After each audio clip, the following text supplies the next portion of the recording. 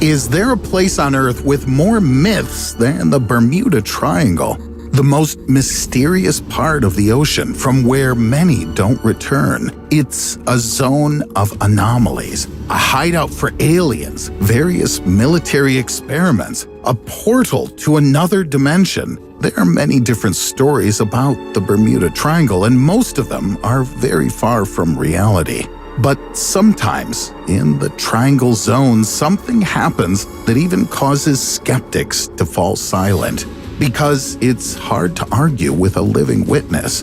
But is it possible to believe their words? To finally understand the secrets of the Bermuda Triangle, I decided to conduct my own research. First, I want to briefly remind you what this abnormal zone is. The Bermuda Triangle is the name for the area in the Sargasso Sea, which can be outlined right with a triangle.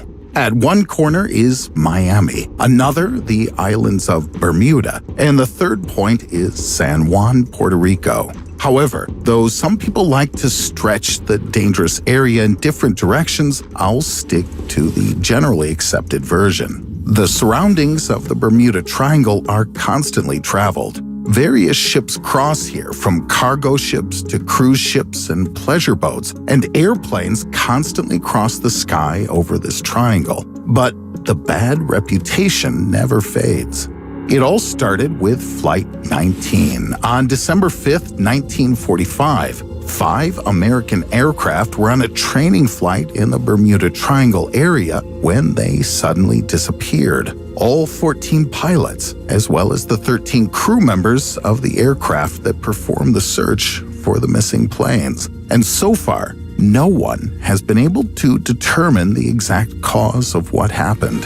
So, the legend was born, a danger zone with an area of 1.3 million square kilometers, or roughly 500,000 square miles, which is also sometimes called the Devil's Triangle. After this incident, the number of references to the anomalous area began to grow. People remembered that sometimes some really strange things happened there. This mystery can even be traced back to the time of Christopher Columbus. Fans of mysticism claim that the famous explorer passing through this zone saw an incomprehensible object flying away into the sky, accompanied by a strange glow. Columbus also noticed that his compass behaved very strangely in this area.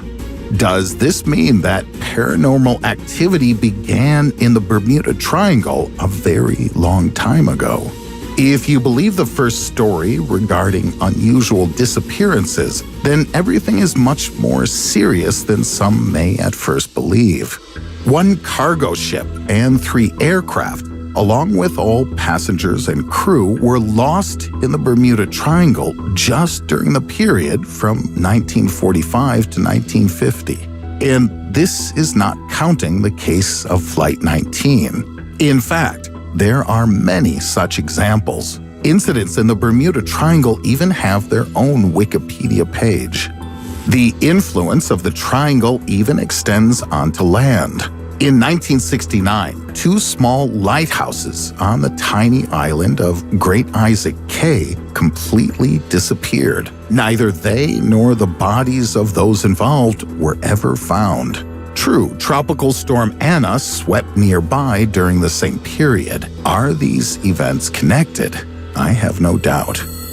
But the mystical events of the Bermuda Triangle are most certainly not always without witnesses. Along with more than 900 dead, there have been 19 survivors. I think most of them will not be able to tell us much of anything. Too much time has passed. But there's at least one person in the world who's ready to share information about this mysterious place. And this person is not just a theorist. He experienced abnormal activity himself and managed to survive. His name is Bruce Gernon. On December 4th, 1970, Bruce, along with his father and his business partner, took off from the island of Andros, heading for Miami Beach. It wasn't his first time making this flight, and everything went as usual. The trip should have taken about an hour and a half. Bruce was piloting a Beechcraft Bonanza light engine aircraft. Immediately after takeoff, he noticed a small cloud. The plane rose to an altitude of about 300 meters, or about 1,000 feet, and the cloud also rose with them. It grew literally before their eyes, but the aircraft managed to slip through it. After 10 minutes had passed, and at an altitude of 3,505 meters, or about 11,500 feet, another cloud appeared. It was so large that Bruce again had no choice but to fly directly into it. Everything around immediately turned black, although there was no rain.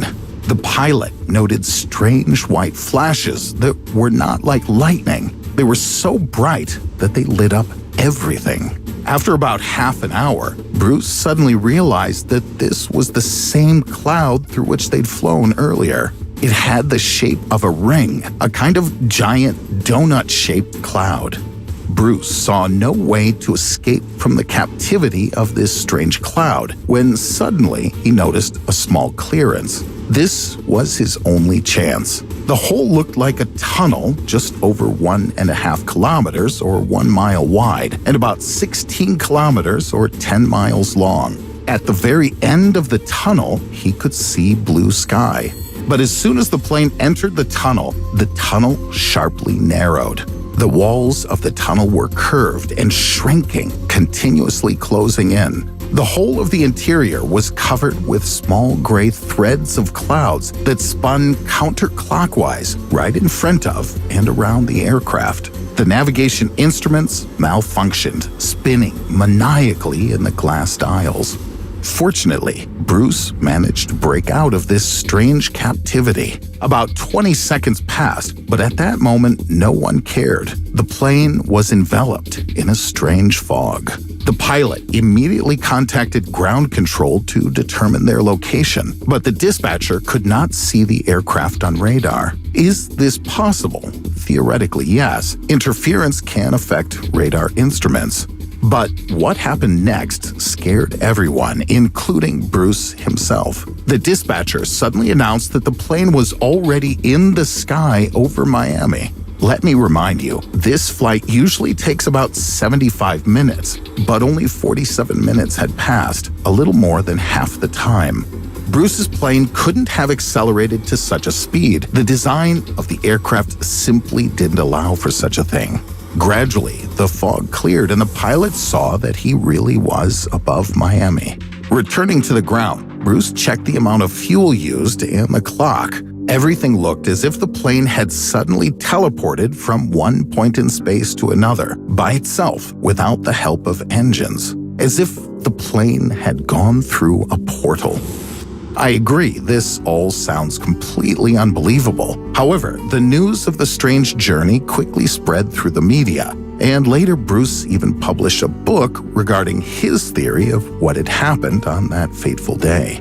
In his opinion, the electrically charged fog surrounding the plane was to blame for everything. Professor David Pears agrees with Bruce. The fog formed between two areas of lower and two areas of higher pressure over Florida. Usually, such zones create powerful thunderstorms, but it's not due to just this alone. The ionized air, which creates that eerie fog, also disabled the compass, according to the professor. But what about the appearance of the aircraft having somehow moved in space? This apparently can be explained by dark energy. This form of energy, existing so far only in theory, is responsible for the accelerated expansion of the universe. Some researchers believe that dark energy can be used to create a special engine, allowing us to travel huge distances in fractions of a second.